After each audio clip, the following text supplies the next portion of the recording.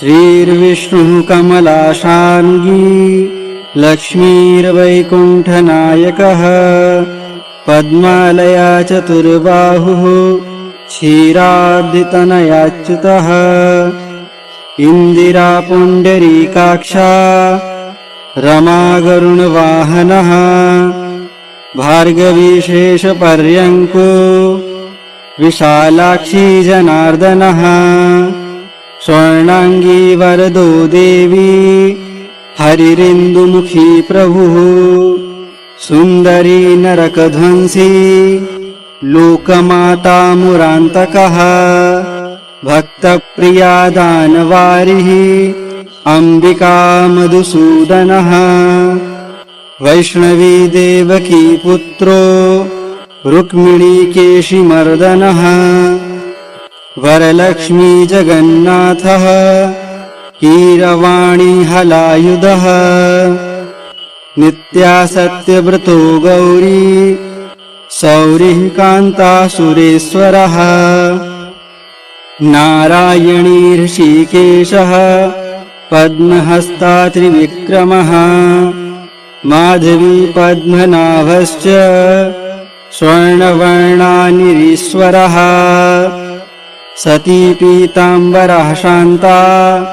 वनमाली क्षमानगः जयप्रदा बलिध्वंसी वसुधा पुरुषोत्तमः राज्यप्रदाखिलाधारो मायाकंसविदारणः महेश्वरी महादेवो परमा पुण्यविग्रहः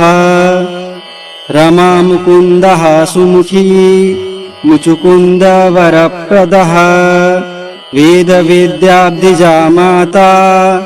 स्वरूपार्केन्दुलोचनः पुण्याङ्गना पुण्यपादो पावनी पुण्यकीर्तनः विश्वप्रिया विश्वनाथो वाग्रूपी वासवानुजः सरस्वती स्वर्णगर्भो गायत्री गोपिका प्रियः यज्ञरूपा यज्ञभोक्ता भक्ताभीष्टप्रदा गुरुः स्तोत्रक्रिया स्तोत्रकारः सुकुमारी सवर्णकः मानिनी मन्दरधरो सावित्री जन्मवर्जितः मन्त्रगोप्त्री महेश्वासो योगिनी योगवल्लभः जयप्रदा जयकरः रक्षित्री सर्वरक्षकः अष्टोत्तरशतं नाम्नां लक्ष्म्या नारायणस्य च यः पठेत् प्रातरुत्थाय सर्वदा विजयी भवेत्।